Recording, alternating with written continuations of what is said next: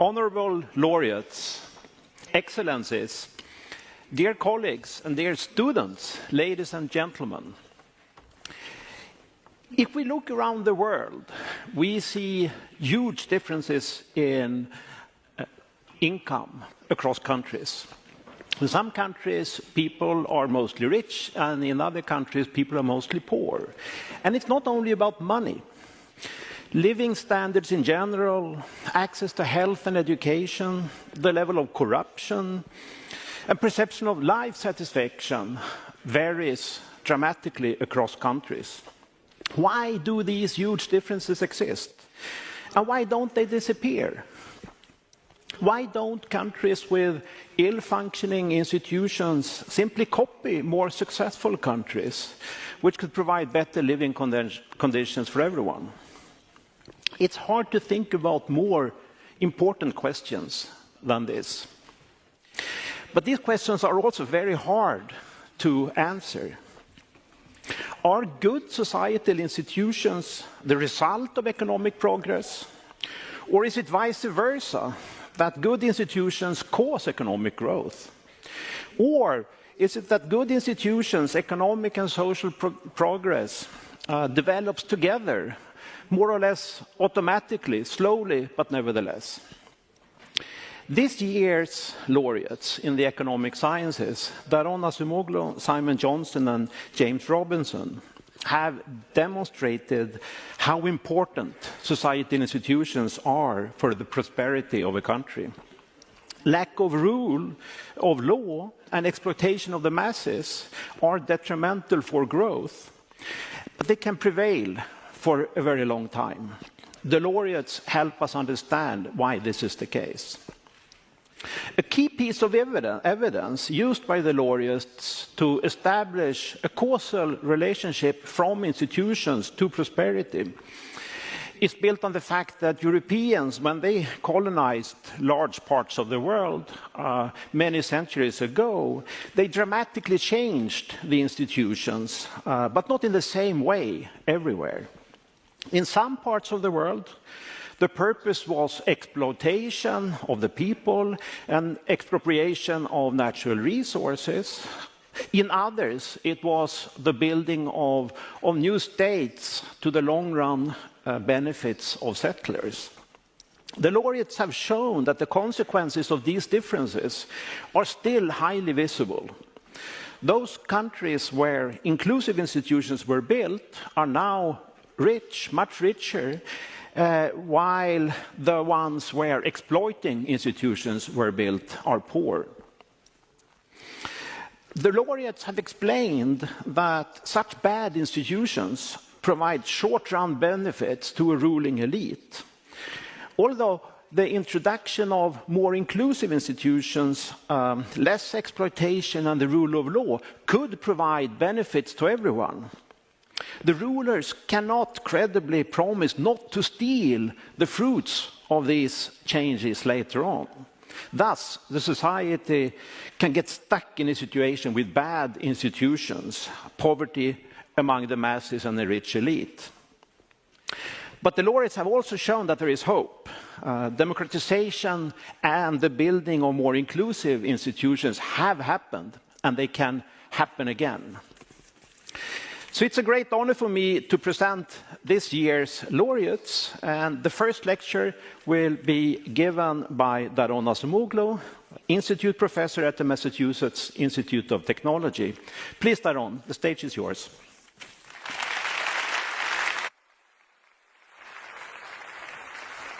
Thank you, Joe. Thank you very much. It's such a great honor to be here to deliver one of the 2024 Nobel lectures, in large part because it means we've been awarded the Nobel Prize, which is a fantastic honor. But rather than talk more about my joy about this, let me delve in and talk about institutions, technology, and prosperity. I'm going to take this opportunity to tell you a little bit about how I got interested in those questions, how Simon, Jim, and I approached them, but also provide a framework that I think is useful for thinking not just about history, but about some questions of import today. What drew me to economics can be seen from this picture. Even as a teenager, I became aware that there were huge differences across countries. So, for example, in this map, if you look at the countries that are shown in dark blue, which are the 12 richest countries or 12 richest countries that make up about the top 10% of the distribution by GDP per capita around the world, they are about 63 times as rich as the countries shown in the lightest color. That's a staggering gap in a hyper-connected, globalized world, and it constitutes, to me, one of the most puzzling but one of the most exciting questions of social science.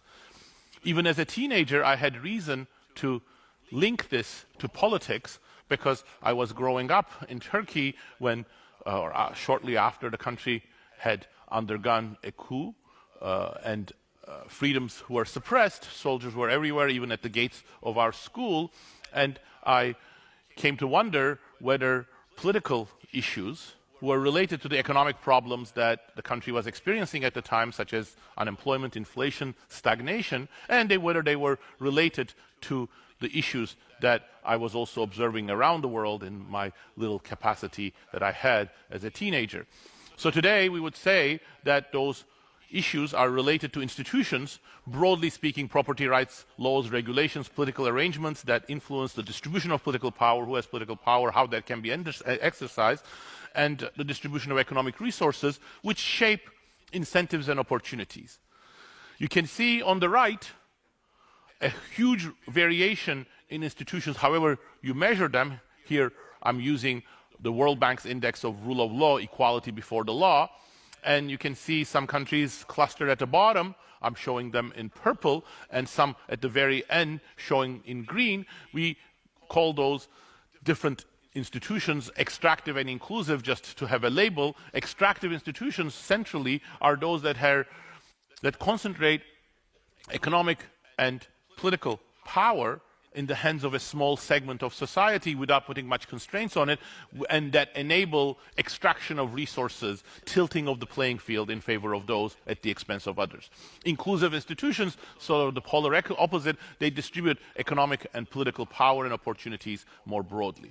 You can see a strong correlation with GDP per capita, but correlation, of course, is not causation. In the parlance of economics, we would say institutions are endogenous. It may well be that, as John said, rich countries demand or can afford better institutions, whatever dimension of it you focus on, or it could be that there are some other omitted factors that are responsible that influence both prosperity and various dimensions of institutions. These ideas go back a long time. Montesquieu was one of the people who eloquently, although idiosyncratically, identified one version of it, which we later refer to as the geography hypothesis.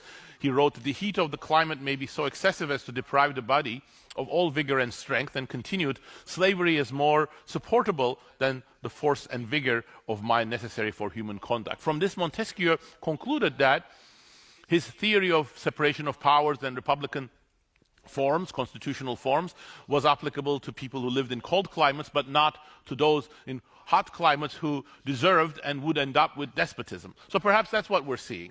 How can we cut through this quagmire? Well, you need institutions, and you need context, and you need theory. So European colonial history seemed like an ideal lab for us, not just because it's one of the most formative events of the last millennium, but because, as the figure I showed already indicates, and I'll go back to it, the range of institutions you see in the former colonies spans the whole spectrum. So here, the countries that I picked at the bottom and the top, and they're not the only ones, by the way, are all former colonies. So you see this variation in the colonial sample as you see in the whole world.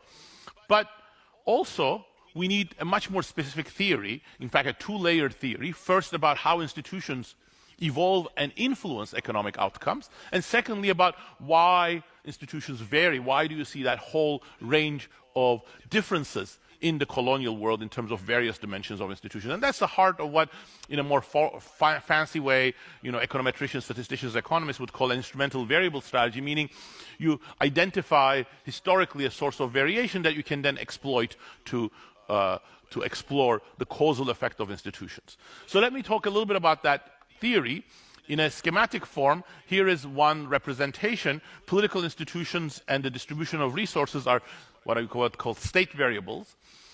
They come from the past, not in an unchanged form, but they come from the past, and they influence de jure political power and de facto political power. De jure political power allocated by political institutions is, who gets to vote, what are the rights, what are the representation, what are the constraints, and so on. But reality is that a lot of politics is not just about what is written on parchment, but it's about the reality of politics, how you form coalitions, how you influence others, how you use military resources, threats, and so on. Unfortunately, a very real part of institutions in reality. And it's the sum total of de jure power and de facto power coming from who is rich, who is poor, who is enabled, who is empowered, that determines collective decisions. And the collective decisions that we most care about are about institutions. Economic institutions are shaped by this struggle.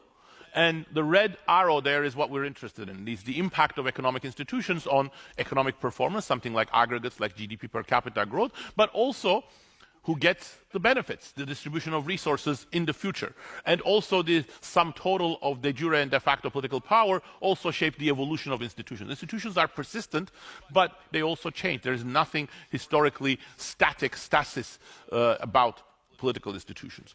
When we come to thinking about why was it that big variation existed between countries that were colonized by Europeans, we need a sort of a perspective too, and the way that Simon and Jim and I thought about this is summarized in the schema, but here let me start from the end, ROD, which is the link from current institutions to current performance. That's what we're interested in estimating. Link C, from early institutions to current institutions, is like how do colonial institutions, arrangements, power, and so on affect the organization of these societies today. And link B was the heart of our theory, or one part of the heart of our theory, which is the co-determination of settlements and early institutions. Europeans settled in some places and set up indirect rule or just try to rule with a few people there over a large indigenous population. But of course, settlements themselves are determined endogenously. People were more likely to settle in places that offered greater riches. So the approach that we developed was to look for something that would in turn be more exogenous to these dynamics, but still influence these settlements. And that was, of course, the local disease environment. Europeans had almost no immunity to yellow fever, malaria, many gastrointestinal diseases from the semi-tropical areas. So in some places where such diseases were absent, living conditions were more comfortable, healthier than even in Europe. But in some places, Africa, Central America, parts of Asia, Europeans faced staggeringly high mortality rates.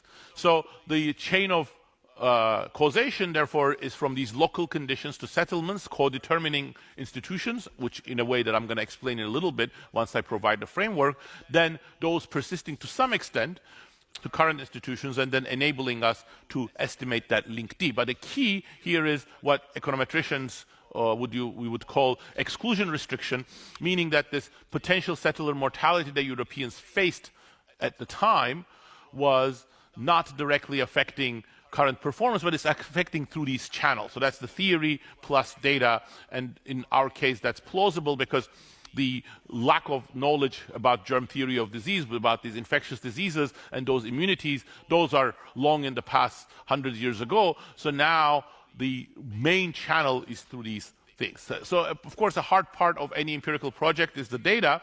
So once we collected the data, we cleaned it and developed some degree of trust in it.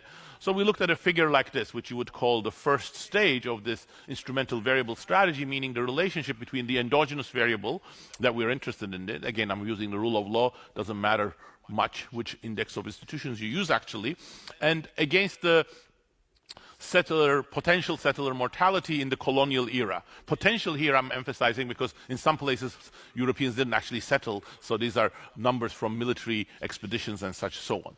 And you see a very strong relationship here, which when we first discovered it, this was the eureka moment for us. Oh my God, there is something here. It's actually pretty big, so there is some quite high degree of projection of these current day institutions to long ago settler mortality rates.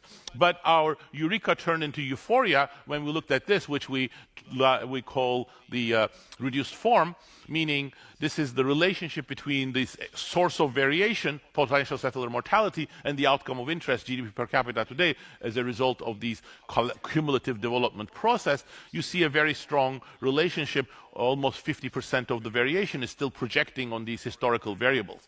And the exclusion restriction that I mentioned essentially says this is all working through those channels that I highlighted, not through some direct effect of this settler mortality. So put these two together, and this is the bottom line. The horizontal axis is again the rule of law index from the World Bank, and on the vertical axis I have GDP per capita. But this is not the correlation that I showed you earlier.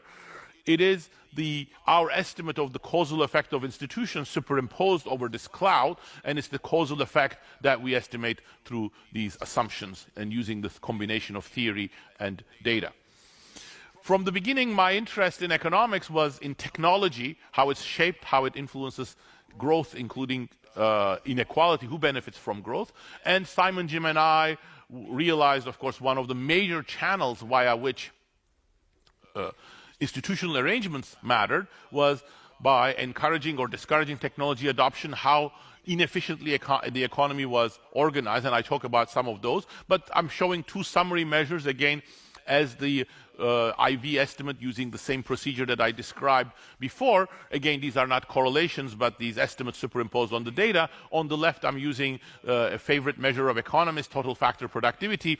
Look at those GDP per capita differences, but take out what is due to machinery, investments in physical capital, investments in human capital, what's left the residual. That again projects onto the GDP, onto institutional variables, instrumented, exploiting this exogenous source of variation. And on the right, a different measure that looks at the technology composition of exports. What is the fraction of exports of a country that are in products that are classified as advanced technology products by the Census Bureau? Again, you see a high projection. So whatever is working by co-determining technology, efficiency of production, and GDP per capita. So to think about these, what I'm going to do is now I'm going to present a framework, and the point of this framework is to reinterpret our work, including the colonial context, but also help us think more about institutional change and institutional persistence, but also shed light on some questions of relevance today. For example,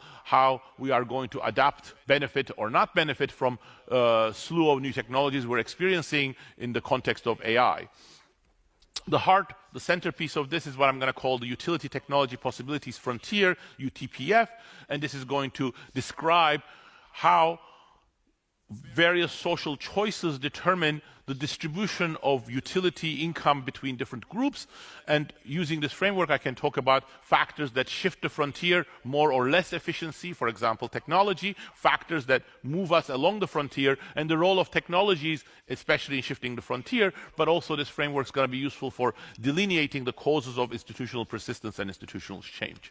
So here is what a UTPF would look like in an extremely simple world with just two groups, which I've labeled poor and rich, just for concreteness. You can think of the rich as the colonialists, landowners, capitalists, or poor as indigenous population, peasants or workers, depending on context. And think of the rich as being initially politically more powerful. The utility of the rich is on the vertical axis, that of the poor on the horizontal axis. So you see the frontier, the downward sloping part of it, which is saying, well, along this frontier, you can either provide more utility, more income to the poor, or more to the rich. So let's get into the details a little bit and think about the moves and shifts and try to illustrate what this actually means. And here I have shown first along the blue frontier a move. there are 2 points there, B and A, and this is the trade-off that I was already hinting at. Point B has higher payoff for the poor and lower payoff for the rich, and A, higher payoff for the rich and relatively lower payoff for the poor, as you can see from the projections on the horizontal and the vertical axis. What does this mean? So, for example, point B might be unions are strong, they negotiate high wages, and that leaves less money for the capital owners and perhaps the managers. But then moves along the frontiers are about the balance of power. If your unions weaken, that means less bargaining, lower wages, and profits increase, wages fall, and that is the move along the frontier from point B to A. But in the colonial period, in our work, for example, in Why Nations Fail with Jim, we emphasized a lot blocking of technology, use of inefficient technology. That's about shifts of the frontier, which has quite major consequences for the capacity of the economy to generate economic growth. So the key is the shifts of the institutions as well as the moves along it, and so institutions shifting the frontier. Why would that be? So hold up, that's one potential label you can give to the fact that the politically powerful groups cannot refrain from grabbing, extracting the income of others in the population, which will then discourage investment, innovation, economic participation by these other groups. This is very much about institutions. Why? Because when they do such extraction, that's a violation of the property rights of others or taking away opportunities, and it is the political institutions in part that determine whether they can do so or not. Constraints on the exercise of power would generate this sort of hold up and take resources from the others. In a lot of our work, we also thought about state capacity, the ability of the state to achieve its objectives, including enforcing laws and regulations. Extractive institutions also heighten conflict, and in doing so, they often erode or prevent the building up of state capacity. They sometimes lead to the collapse of state capacity. That's another channel via which you can get the kind of shifts from the blue to the red frontier, from the better to the worse frontier. Some of my work recently is thinking about experimentation and the building of collective knowledge. Institutions are particularly important in this context, but I'm not going to have much time to talk about it, but I just paid lip service to it. But I'm going to spend a little bit more time on 2 channels that Jim and I emphasized in our work, which we called economic losers and political losers, which explain how this frontier is useful for thinking about these issues.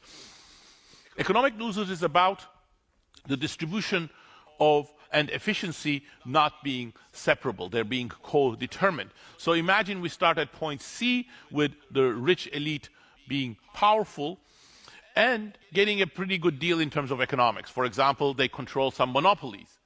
That's inefficient, so you can dismantle the monopolies and the distortions reduce, there's more competition, so you shift from the red to the blue frontier. Or you introduce a new technology. But when you go to the blue frontier, the incomes of those who were previously benefiting from the monopolies, some of the politically most powerful people, will be eroded.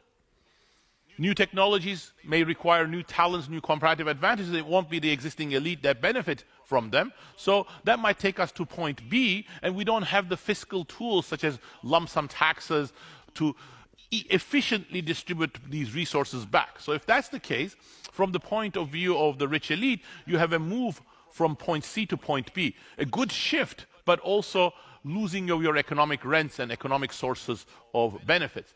And point C compared to point B, and look at the whole vertical projections of these, and you'll see actually the society as a whole gains, but the elite loses out. That's the economic losers mechanism.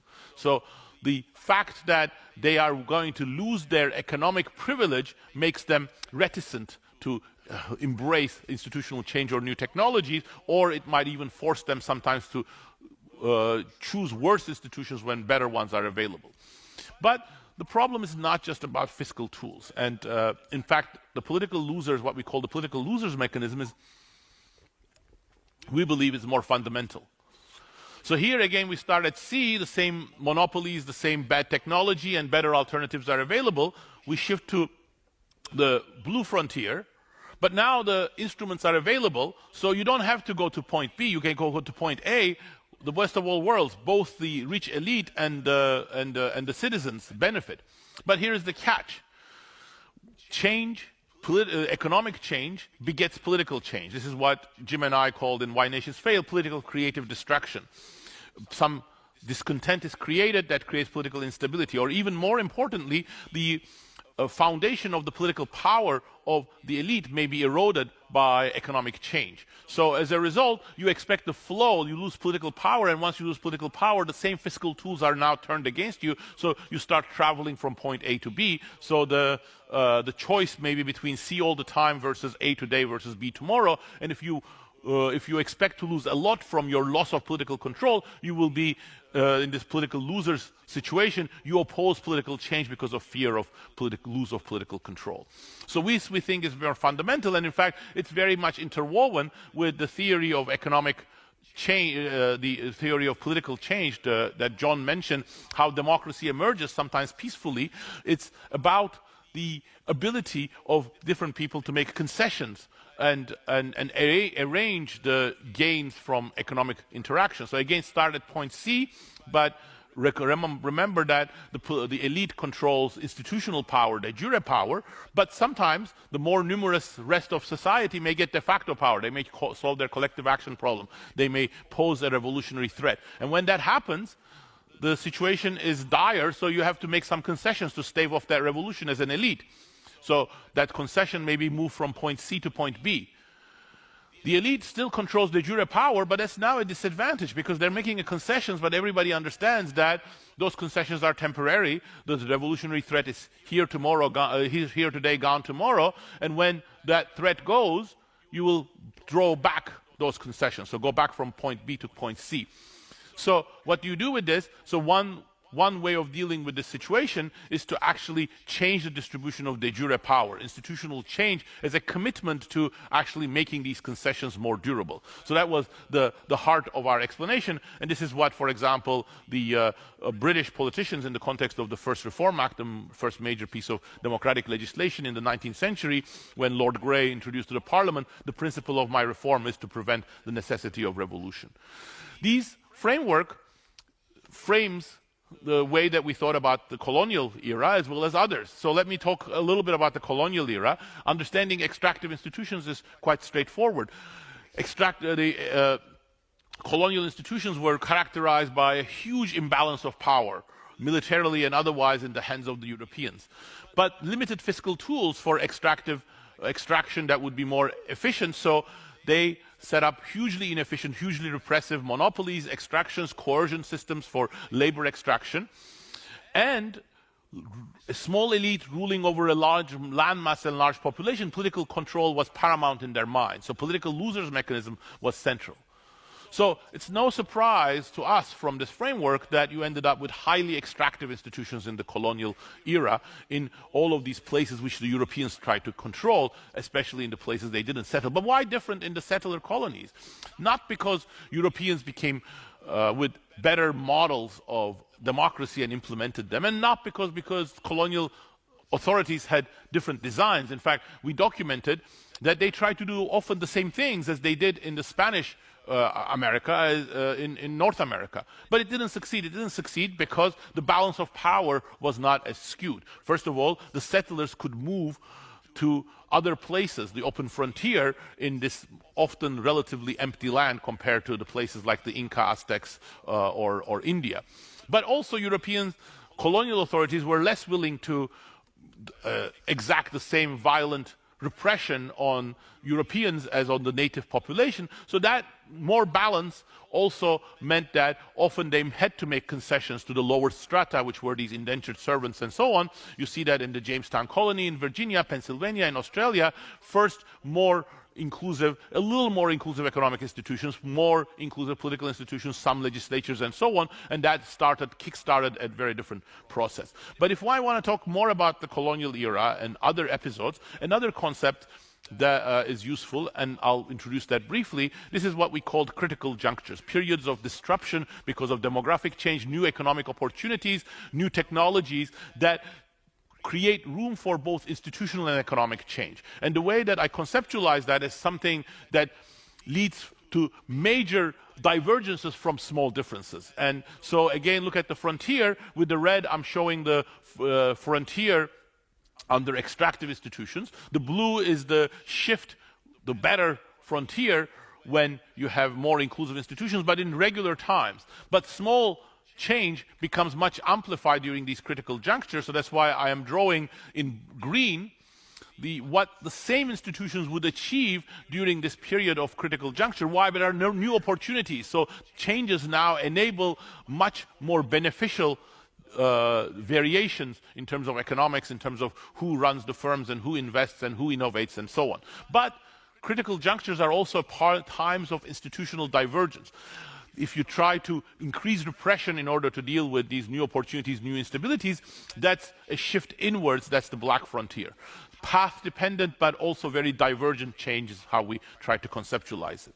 And you see, once you do this, new commonalities, for example, between colonialism and the spread of industrialization. In colonialism, it was these small differences that led to huge variations in terms of institutions. Before Europeans arrived, there were differences in terms of institutions, in terms of some civilizations that were pretty elaborate. And there were some income differences in the colonial world. But these small differences became amplified. Why? Some relatively inconsequential things like the local diseases that didn't matter so much for the indigenous population suddenly had a much different meaning in terms of institutional trajectories when Europeans, with their huge power imbalance but their lack of immunities, arrived.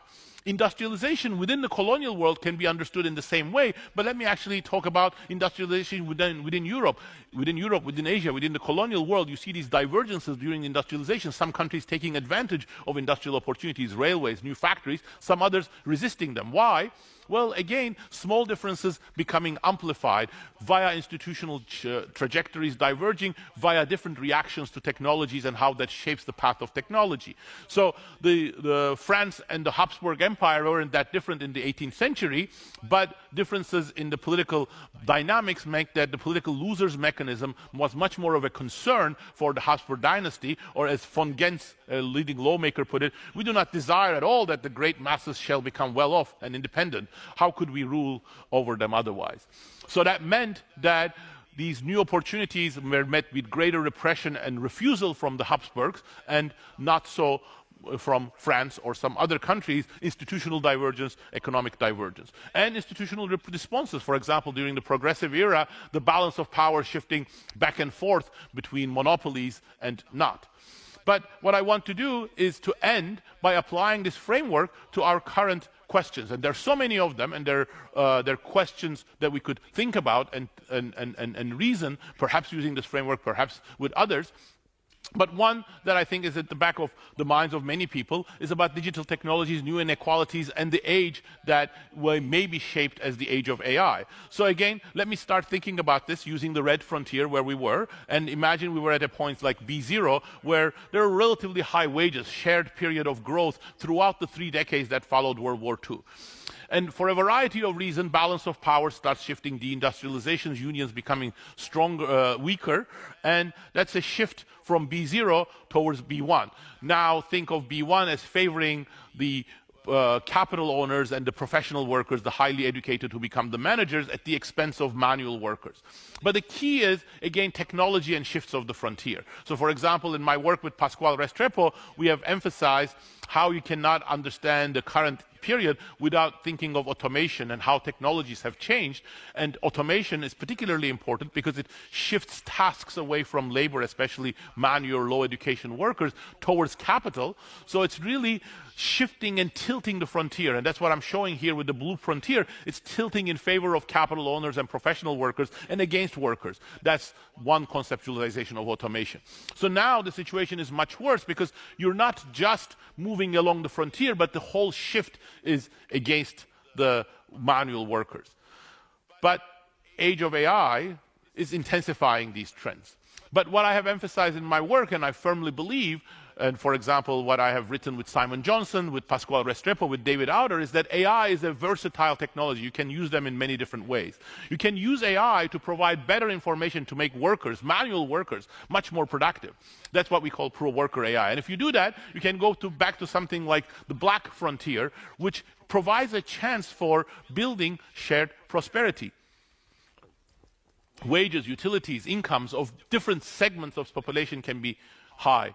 But the fear is that it can also lead to the green frontier, even more distorted, but also not so favorable. This is what we call excessive automation. This is very bad for workers, but not so good for the capitalists and professional workers either, because when you're doing the excessive automation, you are not benefiting because it's excessive. You're actually losing some of the productivity. It is a good way of controlling labor. It's not a great thing for labor, but it's not so beneficial either. So there are choices that are political as well as technical about how we develop AI and how we use, which is going to be critical, not just for the distribution of resources, but the critical juncture perspective says about the evolution of institutions. If you create different types of technologies and different kinds of distributions of gains, that also has implications about who is going to be empowered and how democracy will function and so on. So in conclusion, I am really excited to be here for many reasons, but one of them is to be able to share what I'm really excited about, which is about political economy and of institutions and technology. And I think the framework, as well as the summary of the work that I provided, was meant to convey not just that enthusiasm, but that once you start looking at the world through these lenses, you see new commonalities. And there are lessons that we can draw from very disparate episodes, such as the spread of industry, colonial period, for the current age. And I think not just these commonalities, but others will be the heart of the political economy of technology and our understanding of the future of institutional divergences and institutions and technology. And I think many people in this room and many people around the world who are really excited about these issues, I think are going to make amazing contributions here. And if we can continue to be part of this journey, Simon, Jim, and I would be amazingly happy. Thank you.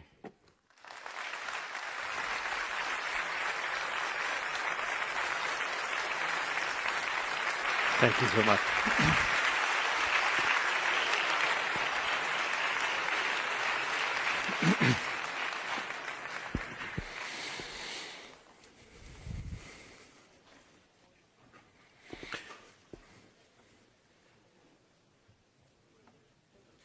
Thank you so much, Daron. Now for the second lecture, and this is going to be given by the second laureate, Simon Johnson. Simon is the Ronald Kurtz Professor of Entrepreneurship at the MIT Sloan School of Management. The stage is yours, Simon.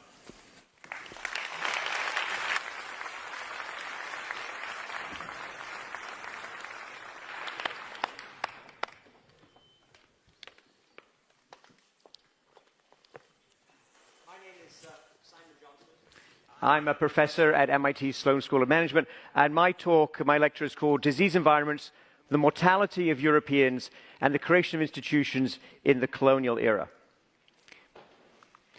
If you look at the Korean Peninsula from above at night, this is what you see. There is no light, almost no light visible from North Korea. And that's because, as I think most of you know, North Korea is a very poor country. North Korea is also run by a rather brutal totalitarian regime, raising the question of, are the North Koreans so poor because of the totalitarian regime, or does the causation flow the other way? And of course, South Korea, a completely different country in terms of its characteristics, a democracy in which a lot of people are included and have rights, is today struggling or arguing intensely about the nature of its democracy and the importance of democracy for prosperity. Now, if you take this comparison between a country with quite extractive institutions where a small elite gains all the power and all the wealth, and a country that is much more inclusive, take that idea to the world, you can actually measure, and many people have done this, there are many different indices out there, how countries vary in terms of being either more inclusive or having more extractive institutions. And this is what that map would look like. So the countries have some color coding. There's a variety of experiences out there. And if you take this map and compare it to GDP per capita, so GDP per capita is not a perfect measure, but it's the best measure we have for prosperity, you can see there's a very high correlation between more inclusive institutions and more prosperity. This map shows all the countries of the world, and I've divided them into two colors. The red ones are former European colonies, which is about a little bit over a third of all the countries in the world today, and the blue dots are other countries. So you can see that the former European colonies span, roughly speaking, the entire experience of institutions today, how inclusive they are, and GDP per capita today, how wealthy people are. And I am emphasizing European colonies because when we started to think, myself, Doran Asimoglu, Jim Robinson, about the potential ways to think about causation, do institutions cause prosperity or prosperity somehow cause and bring with them institutions? Our attention was drawn to the experience of building European empires. This is a map of the British Empire, actually around the middle of the 19th century, before the so-called scramble for Africa.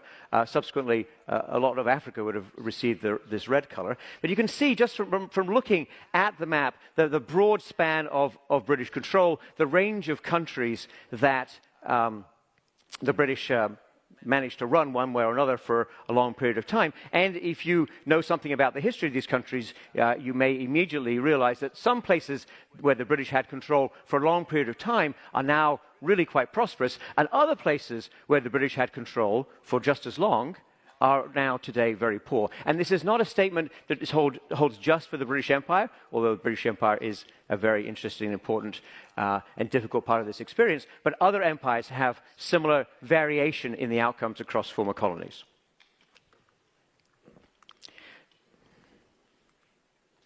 So, what's going on here? What explains, or what's the history that led to this kind of experience? And this range of experience? Well, as I think you all know, and you probably learned this at some point in your education, perhaps even in elementary school education, from about 1500, the Europeans, West Europeans, attempted to go almost everywhere in the world. I think traditionally these are called voyages of exploration and discovery, but let's be honest with ourselves today. These are voyages of attempted conquest and exploitation, where the Europeans who were our ancestors, for many of us, they were avaricious, they were ambitious, they were seeking gold and silver, they were interested in capturing peoples, they wanted to get their hands on land, and they wanted to, in most cases, their initial thought was, let's bring more Europeans with us. Let's try and extend the presence of Europe. And that is actually the tradition of colonization, for example, around the Mediterranean. You set up a colony and you bring people, and with those people, your people, you try to reshape the land that you have established a foothold on or, in your view, captured.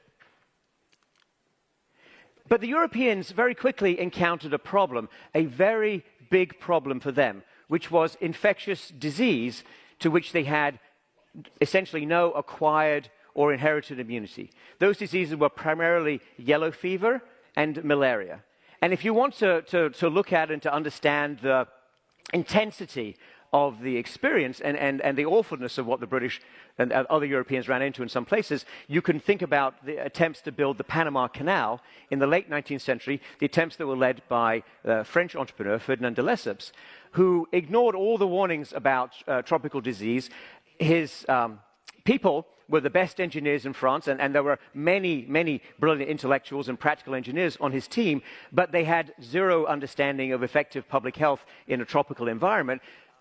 Epidemics of yellow fever swept through his workforce. 20,000 people died, and the entire French attempt to build a Panama Canal in the 1880s and 1890s collapsed because of infectious disease. And while the Europeans did not have a functioning theory, or even a particularly useful theory or understanding of these diseases, they did, because of these extremely harsh experiences, very quickly figure out some places were much less healthy to them as Europeans, as potential European settlers, than other places. So we have good data on this from records that were kept by European militaries somewhat in the 18th century and very much in the early 19th century. So this graphic on the right-hand side shows one of the basic sources of data. Now, the classification of diseases is not correct. That's not what modern medical people would use. But they did understand when people died of disease in different places, and they did measure that, they did communicate that, and potential settlers understood that. So if you send 1,000 young male Europeans around the world in roughly 1800, a year for which we have very good data, we know that if you sent that group of people to West Africa, 500 of them would die in the first year. Half the people you sent would die. And the second year, you would have an equally high rate of mortality.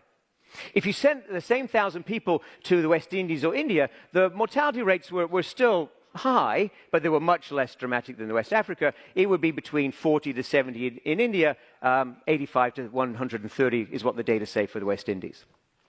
If the same 1,000 people went to North America, Northern United States or Canada, for example, the death rate per annum for those people would be about 15 per 1,000. And that's, roughly speaking, the same death rate as for people like them who stayed behind in Britain and France. And again, the military records show us similar data for similar people across these very different places. So, if we wanted to sort of summarize this data and summarize what the Europeans understood in this period, we could divide the disease environments that they faced into three groups. One was extremely high, more than 7 times what the Europeans faced. One was pretty high, so if you go to these places, you're 2 to 4 times as likely to die as if you stay in Europe. And one was quite low and really very similar to Europe. And ask yourself the question, if you're being pitched on some potential colonial adventure and you have these data and you're aware of this experience, to which of these places would draw your attention? Where would you like to move? Where would you like to take your family?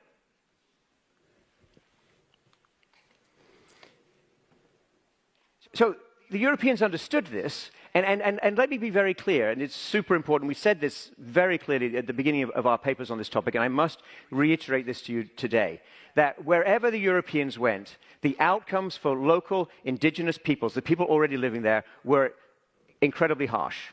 And I know of no substantial exception to that statement.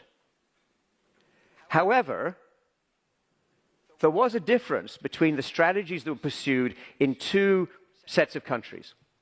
In those places where settled mortality was low, where the risk of death from disease was no higher than in Europe, the Europeans established what many people have called settler colonies. So the Europeans came, and they settled, and they tried to bring more Europeans. And how do you bring more Europeans? How do you entice Europeans to come from Europe? You offer them the rule of law, you offer them property rights, you offer them some political voice. That's inclusive institutions.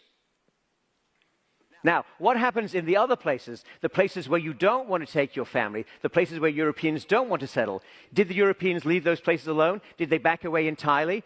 No, of course they didn't. The Europeans were looking for opportunity, advantage, profit everywhere, but they didn't want to go in large numbers. So they established a presence, they found ways to build control, they minimized the number of Europeans on the ground,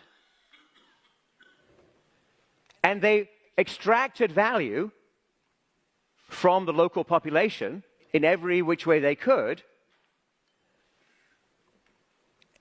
creating what we now call and what we now see around the world as extractive institutions. If you got extractive institutions, you didn't get good outcomes in terms of economic growth subsequently. In fact, the effect of these institutions, this differential impact of institutions, was so dramatic that countries and places that were initially rich relative to the world, when the Europeans showed up, places such as the Inca Empire or much of the Indian subcontinent, these places subsequently became quite poor. The places that have become rich within this sphere of extensive European influence is places, not the indigenous peoples, but places that initially didn't have much by way of resources or much by way of concentrated population that the Europeans could capture. And the key driver of the massive differential in income per capita today is whether or not you industrialized early among the former European colonies, and that's primarily about whether you had inclusive enough institutions. This graph shows the USA, UK, India, and China, their share of world manufacturing. And you can see that when the Industrial Revolution starts, at the end of the 18th century, the United States is nothing in terms of industrial production. India actually had very substantial and very impressive, high-quality industrial production. But in the 19th century, as the modern tools of industry spread, it's the Americans who were able to take advantage of that. In fact, by the 1890s, the US is the largest industrial power in the world. And look at what happens to India, losing its share steadily, unable to industrialize because of the institutions that have been imposed and run by and taken over by the British.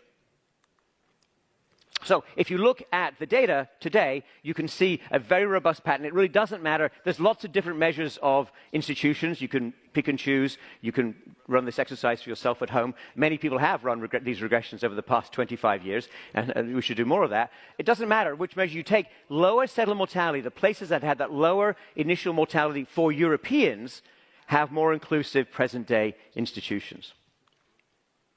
So if you look at the relationship between settler mortality and income per capita today, you get this line. Actually, today's line is the red line, the solid red line here. The line that we originally estimated from our papers published initially in 2001 is the dotted blue line. So to be clear, income per capita around the world does drift upwards over time. That's what you're seeing here. But the regression line, the slope, is almost unchanged, which means that the inequality of the ability of settler mortality to explain differential GDP per capita around the world remains remarkably consistent and soberingly consistent despite all the discussion about institutions, all the attempts to reform, all the red around institutions we've seen over the past 25 years. This regression result remains quite robust. But while this might be an interesting result for you, I think and I hope it should also raise a question, which is, you know, if this is so obvious, if this has been with us for so long, if extractive institutions are so painful, why do they last? Why don't countries and peoples find their way out of it? And I really want to have an important shout out here to some of the scholars many of the scholars who've come after us and who have built extremely interesting and I think important work on to help us understand exactly how extractive institutions have persisted. So I'd like to mention, and these are just three examples, but three wonderful researchers. Lakshmi Iyer has done work on colonial India, identifying that land tenure, the way that land was held, and the rights of people relative to land has turned out to be an incredibly persistent measure or aspect of institutions that has lasted through hundreds of years.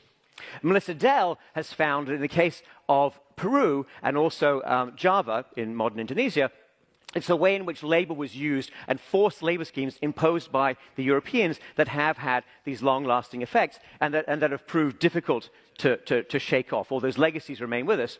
And Nathan Nunn has produced this incredibly important and I think massively consequential work that we should all study and understand and think about the full consequences of the slave trade. The slave trade that was created by Europeans, it was run by Europeans across the Atlantic. The slaves were brought across South America to the West Indies and to North America. And the consequence of this slavery remains with us, both in the countries where the slaves came from and in the countries where the slaves arrived. And this historical depth of knowledge is important, I think, in part because the 20th century had many amazing achievements and if you like, medical miracles, which you might think should have changed everything. For example, this lack of knowledge about yellow fever and malaria, which was a huge deficiency in human understanding, it was fixed by scientists at the end of the 19th century. In fact, Ronald Ross, who had a couple of the most important ideas that helped precisely pin down how mosquitoes transmit malaria, Ronald Ross made those breakthroughs in 1897 as an obscure doctor working in India and some other places. In 1902, he was recognized with a second ever Nobel Prize for Physiology or Medicine. And by the 1920s, this is a cartoon that shows an enormous, mosquitoes are not actually this big, an enormous mosquito dropping malaria bombs and yellow fever on people. There was a broad understanding that this is how these important infectious diseases were spread. Sadly, this knowledge was not converted into completely accessible public health until the 1940s, so that we should ponder that gap between the Nobel Prize and actually making the technology available to people around the world. It took far too long. But by the 1940s, there were sustained and well-designed public health campaigns to reduce the transmission and where possible, eradicate malaria and yellow fever. And the success of these measures in terms of life expectancy, including in quite poor countries, was remarkable. So on the left here, you can see life expectancy at birth, and these are across a range of different countries in terms of their initial incomes per capita. And you can see the poorer countries converging up to the level of the richer countries. In the right, you can see, however, that the same was not experienced in terms of GDP per capita. So in the 20th century, everyone has access to not the same medicine, obviously, not the same healthcare, but to key breakthroughs in public health. That helps a lot of people, but it doesn't transform their economies. It doesn't lead to convergence in world GDP per capita. In fact, the distribution, the inequality of GDP per capita we have today in 2024 is roughly the same as what we had 120 years ago. It was the 19th century and industrialization that was decisive, not the 20th century, for that distribution of income. And here's the reason. And I understand this is an uncomfortable story for many people, and I understand there are facts here that many people, including people in power around the world today, would rather not confront. But this is what's in the data. Actually, these are data that our colleagues in Gothenburg at the VDEM team collect. I think this is some of the very best data that we have that shows what happened to institutions over time. So I'm just putting 3 countries on this slide. Not to pick on anyone, but they are illustrative. The United States is the green line at the top. That was a low settler mortality place. The blue line is India. That was a medium settler mortality place. The British ruled it, in our view, in a way that was primarily extractive. And at the bottom is Nigeria, which again was under British control and had extremely extractive colonial experience. And if I take my 3 settler mortality groups that I showed you about a few moments ago, low settler mortality, medium, and extreme, or high and extreme settler mortality, you see the same pattern. That the institutions that you had in 1900, and you can go back earlier in a slightly more fragmented way with the VDEM data, for example, these institutions, they change from year to year. There is crisis, there's a coup, there's political volatility, sure, but there's path dependence. There's a legacy. There's a shadow of colonialism, and that shadow depends on whether that shadow is entirely malevolent or somewhat good for some people, depends on exactly how the Europeans ruled you. Now, we did spend, we were grateful to have been awarded the prize for work we did 25 years ago. It feels good. But we haven't been entirely idle over the past 25 years. We've attempted to pursue these issues across a variety of dimensions, including understanding what it means for economic policy, ways in which you can actually improve institutions or deliver on better economic growth. We've also dug more into the history of institutions, including outside the colonial experience. So the colonial experience and these papers were intended to get at causation in a clean way, in a way that you could see the data, in a way you could understand the causation. But we also looked at the French Revolution. We've also looked at the expansion of Western Europe, the way in which some of the better institutions in the world, including in Western Europe, some of the ways that those were developed. And we've also spent a lot of time on the United States, because you know, if you took our papers seriously, and I'm glad that some people did, the United States looks pretty good. But of course, the United States modern experience is far from, let's say, good for everyone, and it's far from good in every year. So we've had a major financial crisis, we've had a slowdown in productivity growth, we've had a repeated struggle to benefit from and continue to invest in science. And if I could just put these points together in my last 9 minutes, in summary form for you, in a way that hopefully is forward-looking, in a way that hopefully drives research agendas, either supporting us or, go for it, knock holes in our research agenda and our propositions. A lot of people have built their careers on that too, and I wish them well. In summary, if I summarize the history of the entire experience, it would go like this. With a few dozen small wooden ships, some Europeans conquered the world and shaped modern institutions to do what they wanted to do. When industry advanced in the 1800s, and of course the ships became a lot larger, the structure of European empires determined today's global division of labor, or if you prefer a blunter version of that, whether you live in a country that makes computer chips and software, or a country that primarily exists by sewing other people's clothes, that comes directly out of the 19th century industrialization experience and where you sat relative to inclusive and extractive institutions in that moment. But today, of course, technology has changed even more, and we have machines, and we have ships, and we have processes that dwarf anything that we've seen in history. And you might think that if you have strong institutions, you're all set.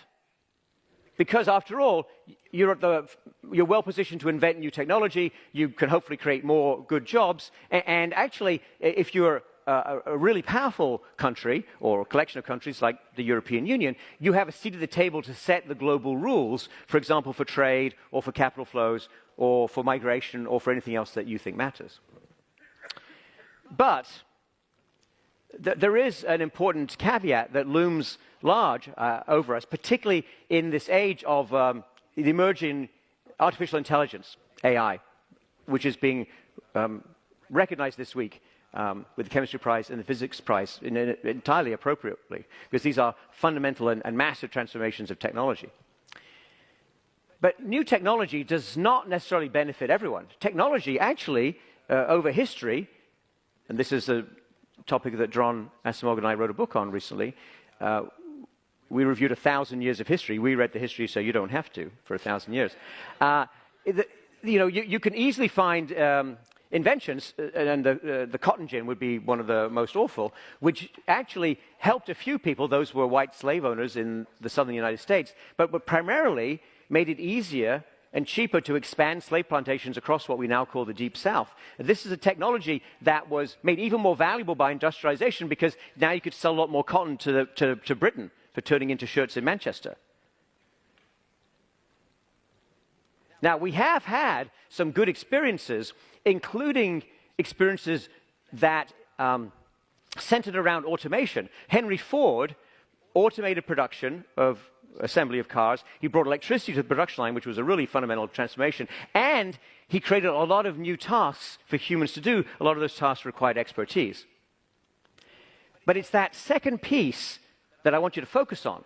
Because if you just have automation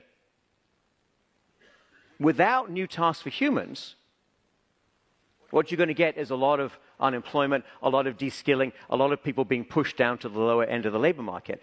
And the fear that we have, this is work that Dron Asimoglu, David Order, and I do at MIT, the fear that we have is that we will now be, we are already in a phase of excessive automation where we do a lot of automation, we replace people with machines and algorithms, but we don't create enough new tasks that require skills. And if that's your focus, and if that's now powered by AI, and the machines and the algorithms become so much more potent, then the consequences of this industrial revolution are going to be much more unequalizing and much worse for more people, including in the United States, including in Western Europe. And what will the consequences, the spillover costs, whatever you want to call them, be for lower income countries, or countries with more extractive institutions, or countries where ordinary people have less political voice? It's a good question. You should work on it. I don't think it's going to be good.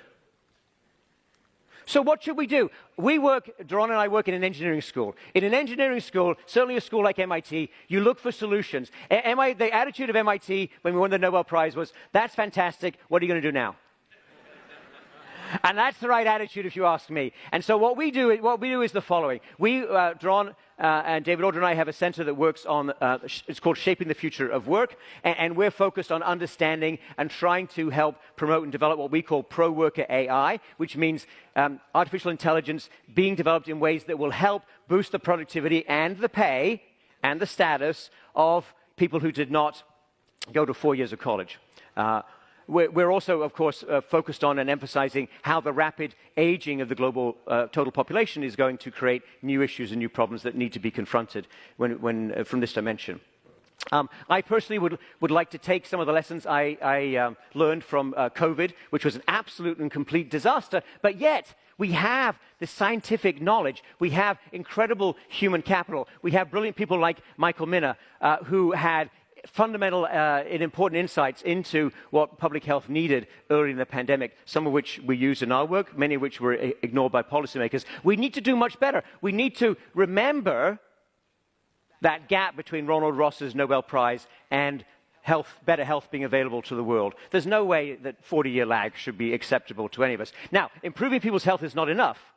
It's necessary but not sufficient. You also need to move the ball on economics, on an economic growth, in a sustainable manner, in a way that respects the planet, in a way that understands climate change. So these are difficult problems.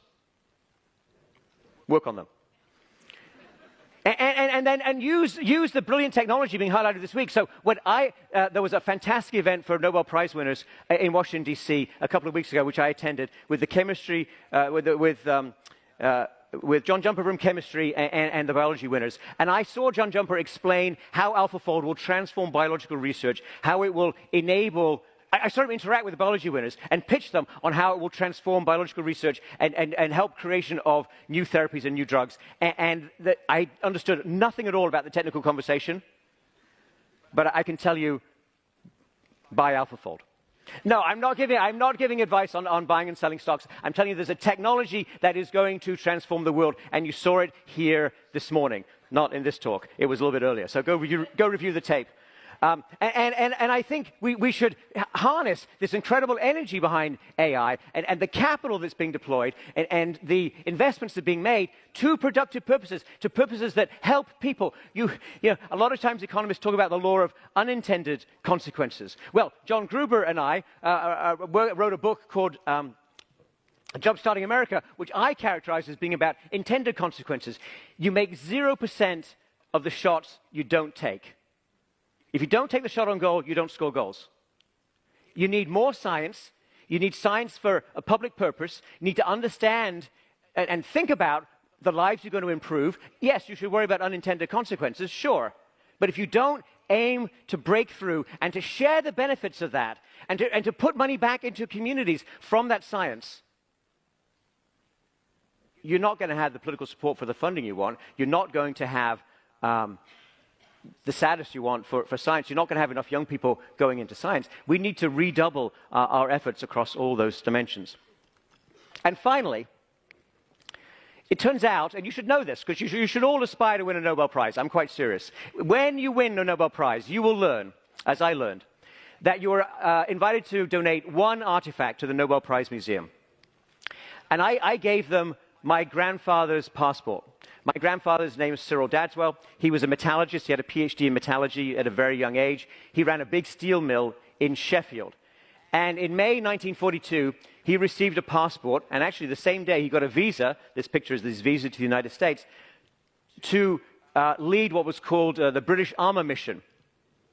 And my father, Ian Johnson, who is watching today, and I have thought a lot about this experience and the documents, including what's in the historical record. And we are quite convinced that Cyril Dadswell did not travel from Britain to the United States in order to learn from the Americans. He came to the United States to teach the Americans what the British had learned from 3 years of fighting, so the Americans could apply that because they'd only just entered the war in December 1941. And to me, that's the moment when technological and scientific leadership and technological leadership transferred from Europe to the United States. Before 1940, the United States won very few Nobel Prizes in the sciences. Some immigrants did get them, but very few American-born scientists. After 1945, the United States has dominated these prizes, including this week.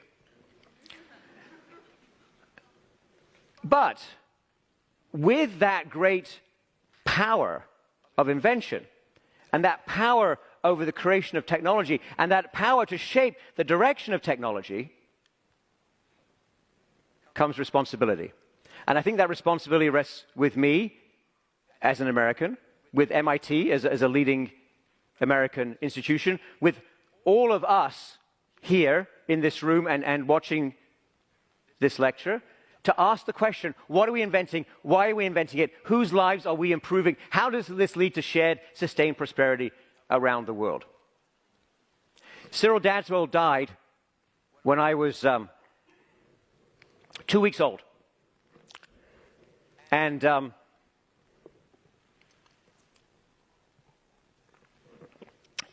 his life story was always told to me by my mother, his daughter. And I am incredibly grateful to be standing here today and to have had your attention and to have had the opportunity to at least attempt with Daron and with Jim to highlight for you some of what has mattered in history, some of what has helped people, some of what has hurt people. And none of this was ever intended as a passive knowledge acquisition exercise. We want you to have some tools, some ideas, some inspiration to go change the world in a better direction. Thank you very much.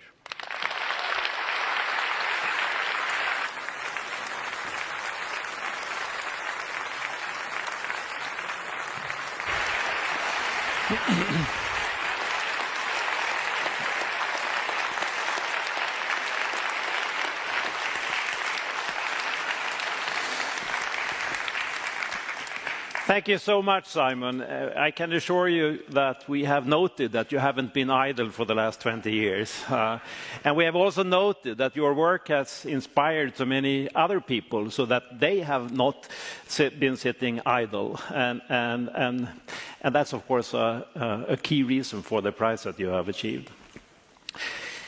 So now for the final lecture, it's going to be given by our third laureate, James Robinson, who is a university professor at the Harris School of Public Policy and at the Department of Political Science at the University of Chicago.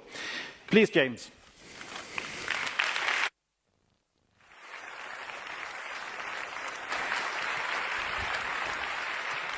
Okay.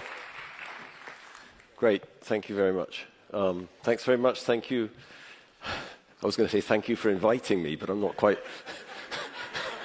I'm not quite sure that's appropriate. Anyway, I'm very honoured and happy to be here, and a little distressed to go last after what you just saw. But let me have a crack at it anyway. Here's my noble lecture. It's called "Path Towards the Periphery," and you'll see by the end, hopefully, what that's about. Oops. Okay. And so I'm not going to repeat what Simon and Daron have talked about the evidence that we try to provide on the importance of institutions for comparative economic development and comparative economic growth. But what I do want to focus my comments on and the ideas is to talk about what are these institutions, what do they mean, and where do they come from? And I think that's particularly important for the people in societies, who are poor and would like to do something about those institutions. How do you change those institutions? How do you do it? And of course, it's also very important for us as outsiders wanting to help people in poor countries. How do we engage in a constructive way with people in poor countries? How do we help them improve their institutions? And I think, as Simon and Daron both mentioned, we measured institutions in different ways in different pieces of our research. And I'm just going to focus on one of those measures of institutional quality and sort of put pressure on what it means. Okay? And this is actually a figure that you've already seen today, which is the relationship between the rule of law and income per capita. So what the evidence suggests, what the evidence we provided suggests, is that countries with a much better rule of law do better economically than countries without the rule of law. Okay? So I think we all have a kind of intuitive feeling of what the rule of law, intuitive understanding of what the rule of law is. But what I want to start by saying is, actually, in my personal experience, there's different ways in which the rule of law can fail. And there's different reasons why the rule of law fails. And that turns out to be very important. Okay? And let me give you two examples of that. I could do this with property rights, I could do it with other measures of economic institutions, but let me just focus on one to be concrete. Okay? So that's the argument. All right. So let me give you, here's my first example, which comes from China, or you could say classical Chinese philosophy. Here's a aphorism from Confucius's Analects, okay, which is relevant for thinking about why the rule of law fails. The Duke of Shi said to Confucius, "Among my people there is one called Upright Gong. When his father stole a sheep, he reported him to the authorities."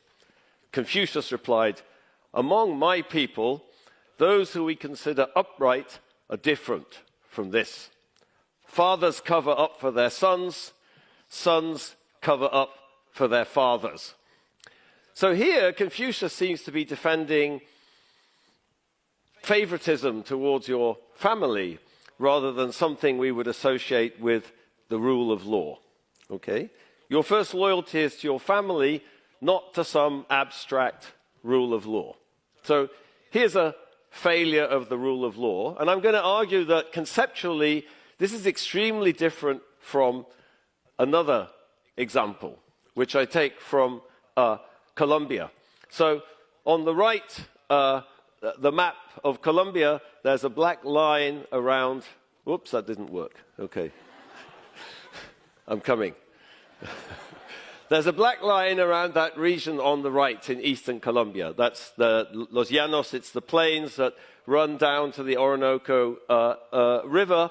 And that black line is an area called La Antillanora. So it's low-lying, it's lots of rain, water, very productive, great for tropical palm, biofuels, etc. So in the last 15 years, there's been a huge land grab in eastern Colombia over this land in the Antillanora.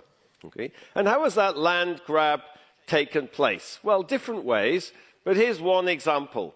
A law firm called Brigada Norrutia basically facilitated the expropriation of the land, violating many laws in Colombia which govern the allocation of frontier land by creating shell companies. So Rio Paila Castilla, that's a very big Colombian firm. They make sugar. They created lots of shell companies with the help of this law firm to game the laws in order to acquire enormous amounts of land in the Antillanora. So Rio Paila Castilla ended up with 42,000 hectares of land in a part of Colombia where land is supposed to be available for poor people, basically, to become farmers to distribute in the frontier. So one of the lawyers, this became a scandal in Colombia, and one of the lawyers appeared on the most popular radio station in Colombia in the morning and was asked by a journalist, do you have to stretch the law? Do you have to stretch the law, you know, so you could keep the land? And the lawyer replied, the law is here to be interpreted. Here, in Colombia, they are not white or black. Okay? So this seems to be a violation of the rule of law, and I'm going to argue there's something very different conceptually from my story about Confucius, and there's a general lesson there about the nature of poor, you could say, or institutions that don't promote economic development. Okay? And I'm going to use a particular terminology to talk about this that Daron said I shouldn't, but I'm going to do it anyway, which is, I think there's something conceptually different between this Chinese case and the Colombian case. There's some principle involved in the Chinese case. There's some kind of what I'm going to call, in the language of economists, a kind of normative principle.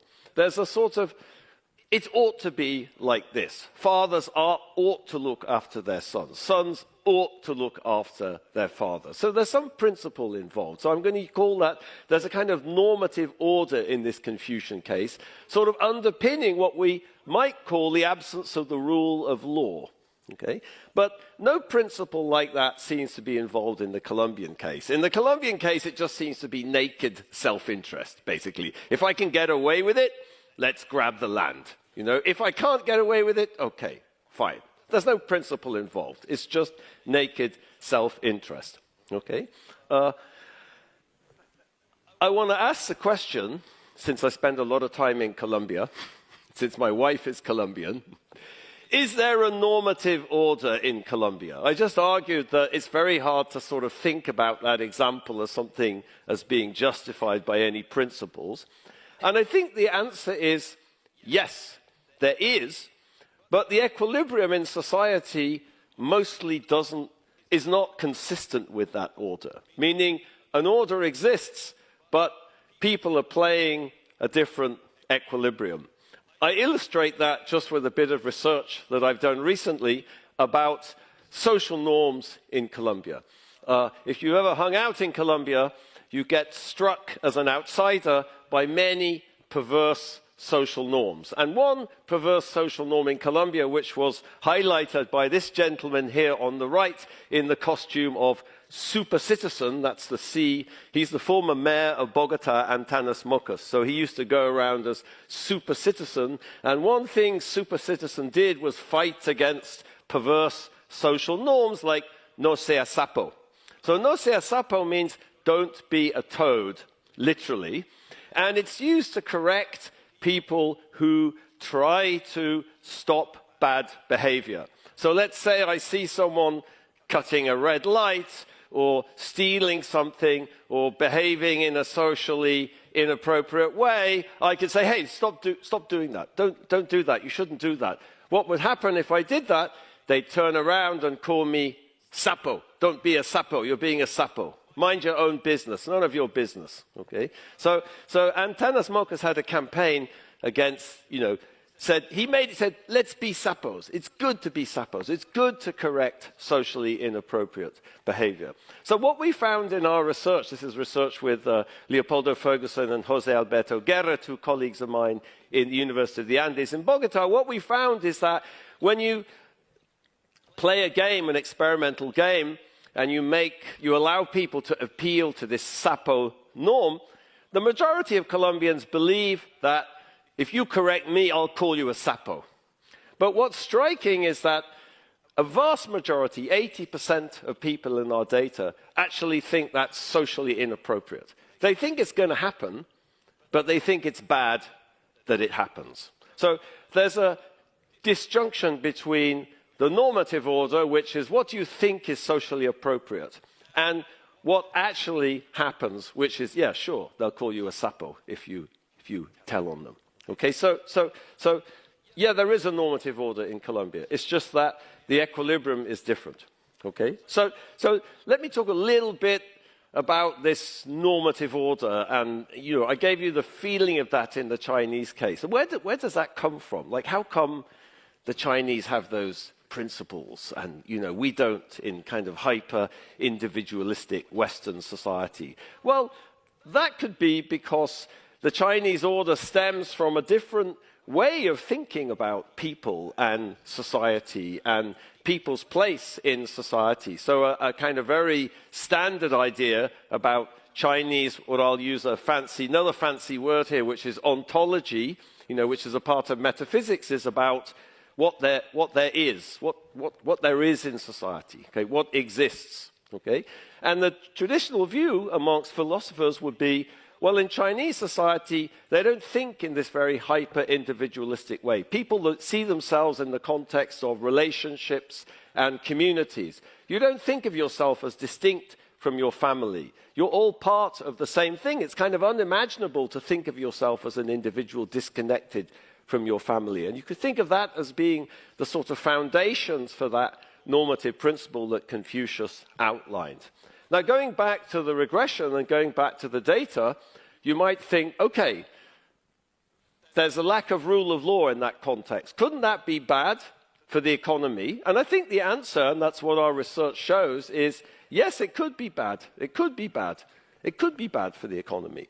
That there are trade-offs in that context. Okay? It's bad for the economy in the Colombian case. It's bad for the economy in the Chinese case.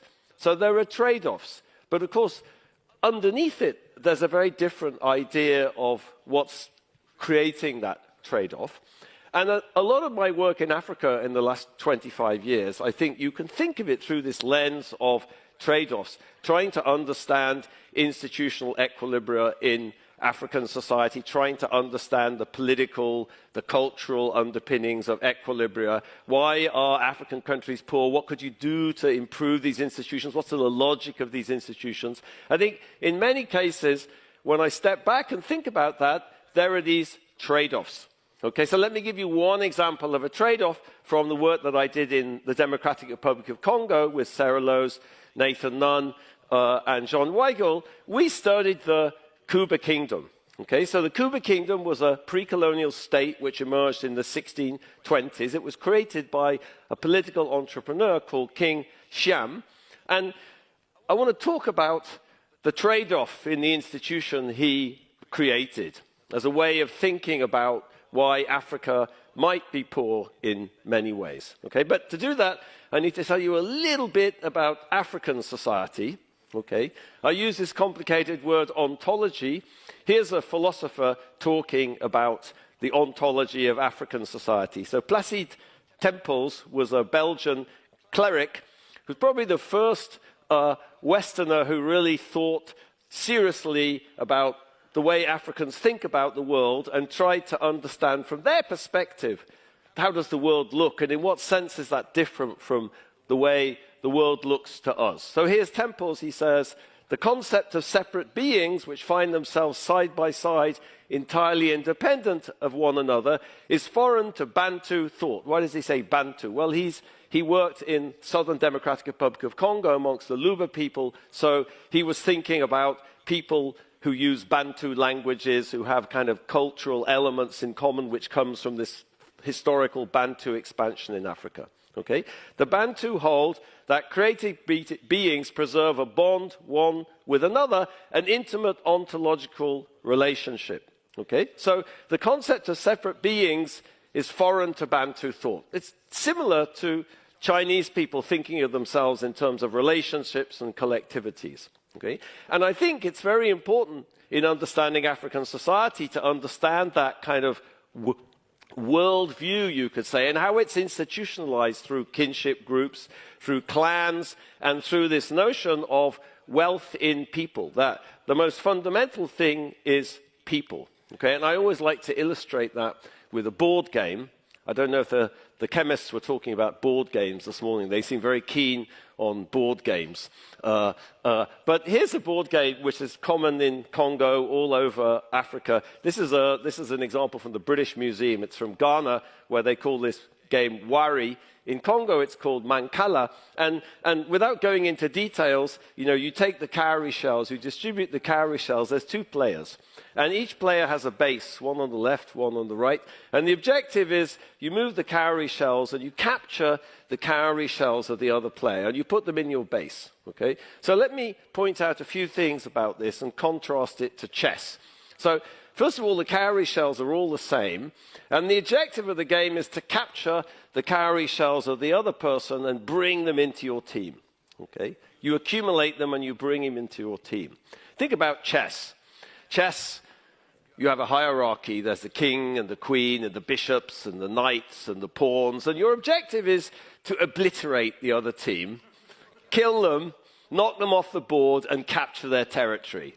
Okay? So I always think the difference between Mancala and chess is a beautiful metaphor for the difference between African society and Eurasian society. You don't want to kill people and knock them off the board. You want to bring them into your team because people are valuable and there's wealth in people. So let me go back to the Kuba Kingdom. Here's King Xiam. This is a statue of King Xiam. It's called an Ndop.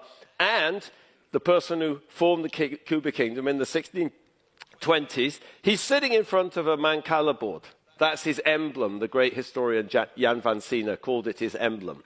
Okay, why is he sitting in front of a Mancala board? Okay, because it symbolizes the social contract that built the state in the 17th century. He said, okay, I'm building a state, I'm building a centralized political institution, but I'm doing it in a way which is consistent with the fundamental normative order in society, which is symbolized by the Mancala board. Okay, so this was a particular sort of state. Okay? It was a state which incorporated this principle. What does that mean institutionally? What does it mean in practice? It means that kinship groups and clans were merged with the state. That's what anthropologists call a segmentary state. Okay? In Western society, following the tradition of Max Weber, we think that when you build a state, you get rid of the kinship. You get rid of family. No. You don't. You merge it all together. Okay? So, did that cause trade-offs? Sure. Political science is full of discussions of trade-offs. I want to talk about a particular trade-off that we discovered in our work in Congo, which is related to the rule of law. So, when King Sham did this, it was a very ambivalent event. Okay? And the ambivalence of this is actually recorded in the oral history. So in the oral history of the formation of the Kuba kingdom, King Sham, first of all, has to make himself head of a clans. Okay? He was forming the clans into a state and merging them. He had to become head of a clan. How did he do that? Well, there was already a head of a clan. He had to kind of overtake this chap. How did he do that? Well, that person who was head of the clan had to anoint him. So he hid under a rubbish dump. The head of the clan walked past, saw the rubbish, he spat on the rubbish. King Sham was anointed. Then there was a competition. They all had to get a hammer. They were going to throw the hammers into this lake, and whoever's hammer floated was going to be the person who could bring the kingdom together. What did King Sham do? He cheated. He got some balsa wood, he put some foil on top. Everyone else had an iron hammer. They threw the hammers sunk, his floated. So the oral history records King Sham formed a kingdom, but he cheated. Now that's very different from British political history. I don't know about Swedish political history. And it symbolizes the ambivalence that people felt towards this creation of this institution that could have threatened the fundamental normative order of society.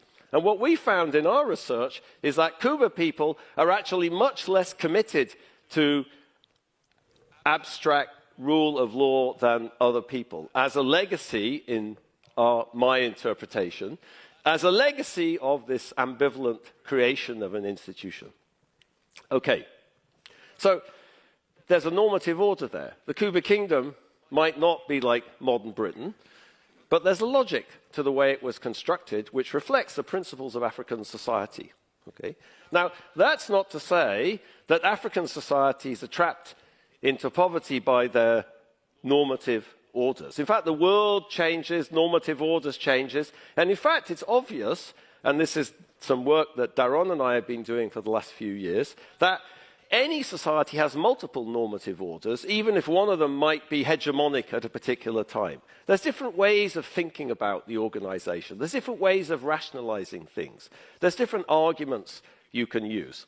Okay? And in fact, if you look at the emergence of economic growth, whether it be in Britain since 1688, after the Glorious Revolution, that we studied in our work on Atlantic trade with Simon, that we studied in our book, Why Nations Fail, you see a lot of what's going on there is actually a reorganization of the normative order. It's a kind of reorganization of the principles that justify particular institutions and particular ways of doing things. Okay? And what I'm going to show you is it's actually the case in Africa, successes in Africa, contemporary successes in Africa.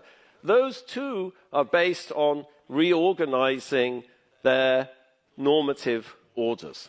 Okay? So let me tell you a little bit about the Glorious Revolution.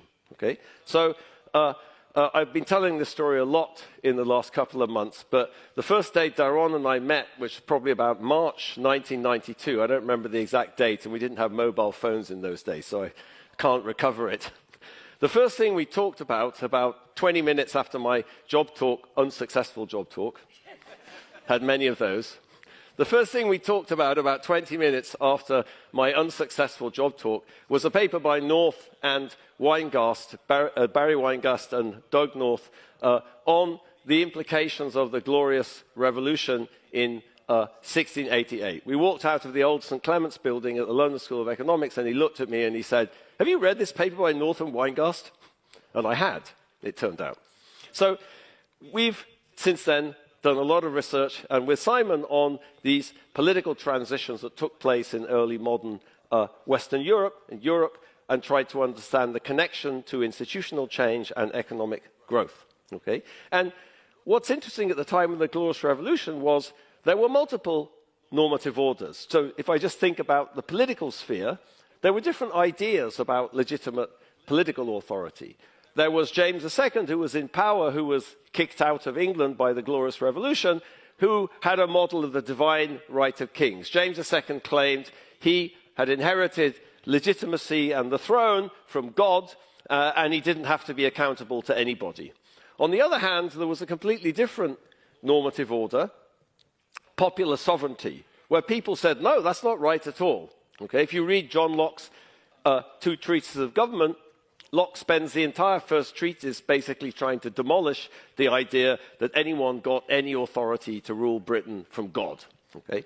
So having cleared that out of the way, he moves on to what does popular sovereignty look like, and what does the organization based on popular sovereignty look like? So those two normative orders, sort of justifications for how society and how political authority should be organized, they contested each other.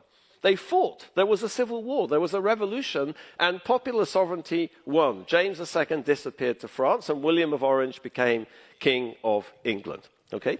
Now, when you look at that, it was a political conflict, but it happened in a very specific cultural context. There was a reorganization of society. It was highly innovative, but it was justified as simply recreating the great myth of, British liberty or English liberty, okay? So the Bill of Rights, which was passed the year after the Glorious Revolution, states, whereas the late King James II did endeavor to subvert and extirpate the laws and liberties of this kingdom. Okay, so nothing original was happening, nothing innovative, just restoring the traditions of the British people. Okay? And what I want to emphasize about that is the way in which this conflict took part, using the sort of tools or the cultural tools that people had in Britain. The parts of the normative order. Sure, they reinvented it, but they had to justify it with the concepts at hand. I think you see that in lots of these instances. Even Confucius, for example, if you read Confucius, you read the Analects, you see that Confucius specifically says he's not proposing anything new. He's just trying to recreate the proper way that society should be governed, which goes back to the Zhou emperors. The Meiji Restoration, okay? Another tectonic institutional change in 19th century Japan, faced with the threat of European colonialism and annexation, was a radical change in institutions, but it was made out as just a simple restoration of the monarchy back to its true position. So using the sort of cultural tools that the Japanese had to reinvent their society, to reinvent their normative order. Okay? And I think when I look at these examples, when we have studied these examples of successful countries in the world, countries that have changed their institutions and moved out of poverty, as Simon was saying, I think they have a lot of this flavor. So the first country I worked in kind of seriously in sub-Saharan Africa 25 years ago was in Botswana. The three of us wrote an early paper trying to understand the paradox of Botswana, because at the time we wrote that paper, Botswana was actually the fastest growing economy in the world for the previous 30 years. Not South Korea, this is the late 1990s, not Singapore, not China, Botswana. Okay? So we tried to understand how could a country in sub-Saharan Africa be the world's most successful economy over the previous 30 years. And I think what we discovered is that Tswana political elites in the 1960s had brilliantly reinvented many of the traditional institutions and got them to work in the context of a post-colonial nation state. And let me just mention one, which is the hotla. So the hotla is the sort of traditional meeting place, council place of the Tswana peoples, okay? And here's a photograph from a Norwegian anthropologist at the University of Bergen called Ornulf Gulbrandsen from a recent book of his. And here's a meeting of the hotla today. So this is a traditional institution. We have observations of the functioning of the Hotla back in the 1820s and 1830s from early missionaries. And it was the place where people, adult males, everybody today, meets to question officials, question the chief, to demand accountability, to deliberate, to try to understand what's going on. So the genius of post-colonial political elites was to take this thing and embed it in the modern state. Okay? When they built the capital of Gaborone in the early 1960s, it was in land, British had never governed what was then Bechuana land from the colony itself. They governed it from South Africa. They had to build a capital city. When they built the capital city, they built Hotlas. This is a more traditional one. But who's that chap standing up there with a suit? Okay? That's a civil servant. What's he doing? He's up there being questioned, being interrogated, justifying the policy. What are we doing? So they took this institution and they reinvented it in this post-colonial state, and they changed many other things too. Okay? Another of my favorite example that I've been studying for the last few years is Somaliland. Okay, so Somaliland is the former British protectorate of Somalia in the north of the country of Somalia. So when Somalia became a nation in the 1960s, it merged. I won't start talking about that process because it's highly contested in Somalia and Somaliland.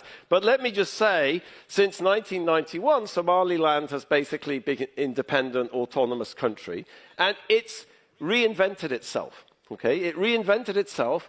It innovated new institutions in its own cultural context. Give you one example from the Borama conference 31 years ago, where clan elders met and they built state institutions. They designed state institutions from scratch. How did that work? It worked representing clans. So the Senate in Somaliland today, called the Guti, represents 82 clan elders.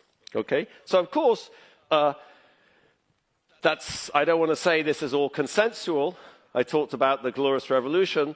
That was a political conflict. So these cases are more consensual, but obviously the world doesn't change in a necessarily consensual way. And of course, one of the most difficult problems that the post-colonial world faces today is there may be many normative orders in a country like Nigeria. Here's two of the local normative orders in two places I worked, in Umuchese and Leja in eastern Nigeria. And here's a quote from Chinua Achebe, the great Igbo writer. The owner of the village, the owner was the village, and the village had a mind. It could say no to sacrilege. That's the normative order. But in the affairs of the nation, there was no owner, and the laws of the village became powerless. Meaning at the local level, there is a normative order. There is a reason. There is a legitimate way things work. But how do you aggregate that to the national level? Okay? I'm not sure I have time to talk about this figure. But let me just say, I started to motivate this by asking, how do poor countries with poor institutions, like the weak rule of law, poor property rights, different sorts of property rights, how do they improve those institutions? I think the main point I'm trying to get across here is we need to unpack the logic of those institutions. We need to understand how institutions fit into the local society, fit into people's understanding of the local society, fit into their ontologies, their worldviews. And I think that means the nature of the problem to improve institutions is very different. The nature of the problem to improve institutions in Colombia is very different from the nature of the problem in many parts of Africa, where there is a normative order in Somaliland, in Botswana, at a local level in Nigeria. But that order needs to be scaled up, maybe. It could be in Somaliland or Botswana. Much harder to do that in Nigeria. And maybe it needs to be reinvented too. But that's okay. That just has to happen in a legitimate local context. And I note here, I didn't talk much about politics, but these are all very deeply political problems. And my last slide, I promise. Okay, I think I'm on minus something. What is this talk? You know, path towards the periphery. I gave a practice talk to some PhD students at Chicago, and they said, "What is that about? Like, couldn't you get a better title than that? It's completely obscure." Okay, but there's a point to the title. Okay, and the point is, that's my own intellectual journey for the last 32 years. The path towards the periphery is trying to engage with poor countries, try to understand their institutions on their own terms. How do people think about it? How do they think about the problem? How do you solve those problems? Okay, and I think I've come to kind of unlearn many of the perspectives I had in the past. And I think, you know, if I could make one plea, Simon was giving orders about what you should be doing research on. But so if I could, you know, get my oar in the pond or whatever the right analogy is, you know, I would say this is a call for us for some kind of humility and just some kind of grasping how exciting the world is and all the variation in the world. And, you know, we're not all the same. We're different. Humans created many different types of societies in different parts of the world. And yes, some of them are poor and some of them are rich, and that's a very compelling problem, especially for people in poor countries. But what we do about that depends a lot on how we understand those institutions. So, that's it. Sorry.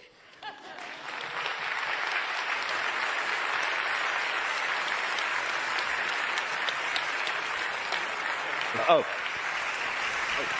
Thank you so much, Jim. And thanks to Daron and Simon. Please come up.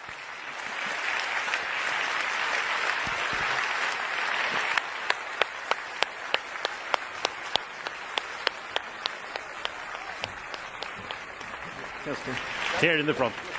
Come.